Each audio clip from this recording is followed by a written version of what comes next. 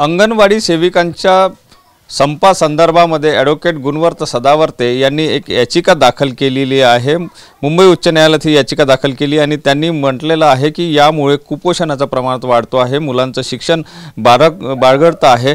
अशा प्रकारे याचिकेमध्ये वेगवेगळे मुद्दे घेतले आणि हा संप जो आहे तो कायद्याला धरून नाही अशा प्रकारे त्यांची मागणी आहे। आपल्यासोबत अंगणवाडी सेविका या ठिकाणी आहेत, त्यांना काय वाटते नेमकं जाणून घेण्याचा प्रयत्न करूया। काय वाटते तुम्हाला ॲडव्होकेट सदावर्तेंनी ज्याप्रमाणे याचिका दाखल केली की तुमचा संप जो आहे त्यामुळे कुठेतरी कुपोषण वाढत आहे, जवळपास 78,000 मुलं कुपोषित होत आहेत। मी जयश्री चहांदे बोलत आहे, अंगणवाडी नॅशनल काउन्सिल सदस्य। बघा, आम्ही 4 डिसेंबरपासून हे आंदोलन पुकारलेलं आहे। आमच्या ज्या मागण्या आहेत, आमच्या 4च मुख्य मागण्या होत्या। ते म्हणजे एक की आम्हाला मंथली पेन्शन मिळायला हवी आणि आम्हाला वेतन श्रेणी मिळायला हवी, सेविकेला 26,000 आणि मदतनीसला 20,000 आणि त्याचप्रमाणे आम्हाला ग्रॅज्युटी मिळण्यात यावी। आणि एक म्हणजे जे आमचं मोबाईलचं आंदोलन 2021 पासून सुरू आहे की आम्हाला चांगल्या दर्जाचा मोबाईल मिळण्यात यावा, जेणेकरून आमच्या अंगणवाडीचं काम सुनिश्चित आणि सुरळीत होईल।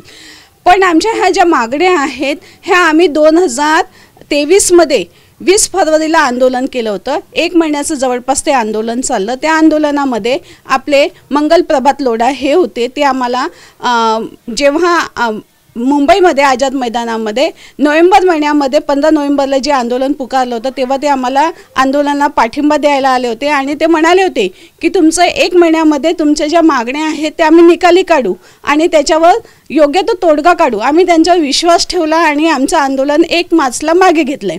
पण आता जवळपास 10-11 महिने होऊन गेले पण अद्याप त्याचं काही झालेलं नाही आहे। आणि सरकार प्रत्येक वेळेस 5 वर्षामध्ये 3-3 सरकार बदलले आहे। प्रत्येक वेळेस आम्हाला तोच पुरावा त्यांच्यासमोर ठेवावा लागतं, आमचं निवेदन काय आहे, आमच्या मागण्या काय ते मांडावं लागतं आणि त्यांना समजून सांगावं लागतं। पण सरकार फक्त आम्हाला खोटे आश्वासन देतो आणि काही आमच्या मागण्या पूर्ण करत नाही। आता आमचं असं म्हणणं आहे की जे आमच्या अंगणवाडी सेविका आहेत त्यांना निवृत्ती झाल्यानंतर 1 लाख सेविकेला आणि मदतनीसला 75,000 मिळतात।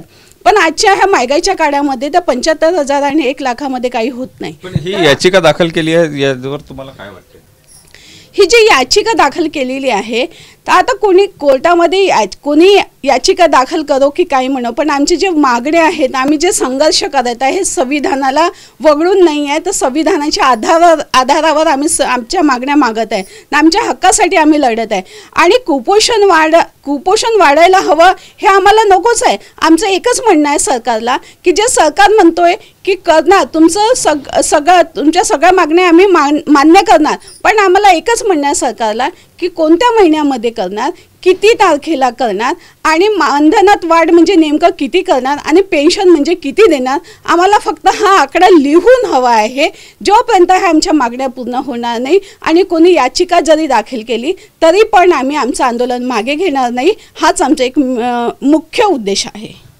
तुम्हाला काय वाटते, याचिका दाखल केलेली आहे, तुमचं आंदोलन जे आहे ते गैरकायदेशीर आहे असं? कायदेशीर कसं राहणार सर? आता एवढ्या महागाईमध्ये 10,000मध्ये काय होते? कोण फक्त अंगणवाडीच्या भरोश्यावर आहे, त्यांची मुलं बाळं कसं सांभाळ करतील?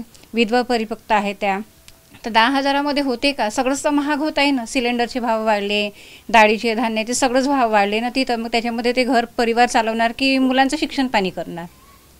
मग या याचिकेसंदर्भात तुम्हाला काय वाटते? याचिका त्यांनी जी केलेली आहे त्यांचं म्हणणं आहे की ती कुपोषण वाढते आहे किंवा मुलांचा जो विकास व्हायला पाहिजे तो होत नाही। हॅलो, मी अश्विनी बागडे अंगणवाडी सेविका आहे आणि आमचं हेच म्हणणं आहे की जर सरकारला मुलांच्या कुपोषणाची एवढी काळजी आहे तर इतक्या दिवसापासून जे जवळजवळ 1.5 महिना होऊन राहिला आमच्या सेविका मदतनीस दुरून बाहेर गावावरून येतात, कर्ज काढू येतात आणि संविधान चौकात आपला मोर्चा घेऊन बसतात आणि सरकारला हेच मागणी करतात की आमच्या लवकरात लवकर मागण्या पूर्ण व्हावी, पण सरकारला त्याची काही काळजी नाही। हे याच्यामध्ये जर सरकारने लवकर लक्ष केलं असतं तर यामध्ये इतका म्हणजे ताण वाढला नसता ना, मुलांचं बी कुपोषण नाही हे झालं असतं ना। आणि पुन्हा सेविका मदतनीस इतक्या दिवसापासून त्यांना बी तेव्हा ताण नाही झाला, म्हणजे बाया अशा परेशान होऊन गेल्या की कर्ज काढू कोणी दागिने गहाण ठेवू येऊन राहिल्या, काही बिमार आहेत, काय आहे, कोणाचे ॲक्सिडेंट झाला, काय झाला, इतक्या बाया परेशान आहेत की आपलं दुःख म्हणजे व्यक्त करत आहेत पण त्या सरकारला ऐकू येत नाही आहे। मग बायांनी काय करायचं? म्हणून बाया आता म्हणजे सहनशीलतेच्या पलीकडे। याचिकेवर काय वाटतं तुम्हाला? या याचिकेवर आम्हाला हेच म्हणणं आहे की आमचं जे काही आंदोलन आहे ते काही बेकायदेशीर नाही आहे, ते कायदेशीर आहे आणि आमचं ज्यापर्यंत मागण्या हे होत नाही पूर्ण त्यापर्यंत आम्ही न्याय आपल्या मोर्चा घेऊन आम्ही ते राहू. तुम्हाला काय वाटते, या सदावर्तेंनी याचिका दाखल केली आहे? सर, माझं नाव प्रभा हलमारे आहे. मी अंगणवाडी मदतनीस आहे. मी 20 वर्ष झाले 700 रुपयापासून काम करत आहे सर. मला 5,000 रुपये मिळतात. 5,000 होते का सर? आम्हाला कोणी पोचणार नाही आहे. माझ्या मिस्टरला 4,000 मिळतात. महागाई किती दुनियाभराची वाढली. त्या मंत्र्याच्या जो कुत्रा असतो त्याच्याही 5,000 भागत नसतं. त्या प्रेसच्या कपड्याच्या त्याच्यासुद्धा भागत नसेल सर. आम्हाला सर रस्त्यावर बसवतो. आम्हाला काय खुशी आहे का सर रस्त्यावर बसायची, नशा मागण्या पूर्ण करायची आम्हाला? यांनी जर मागण्या पूर्ण केल्या असत्या तर आम्ही कसं सर रस्त्यावर बसलो असतो सर? नक्कीच यांचं म्हणणं आहे की जर आमच्या मागण्या पूर्ण झाल्या तर आम्हाला काही खुशी नाही आहे आंदोलन करण्याची. आमच्या मागण्या पूर्ण होत नाही. त्यामुळे ॲडव्होकेट सदावर्ते यांनी याचिका दाखल केली असेल किंवा नसेल त्याच्याशी आम्हाला काही घेणं देणं नाही. मात्र आमच्या मागण्या पूर्ण होत नाही तोपर्यंत आम्ही आमचा लढा सुरूच ठेवणार असं या अंगणवाडी सेविका सांगतात. Cameraman size, Sunil Dhage, TV9 Marathi, Nagpur.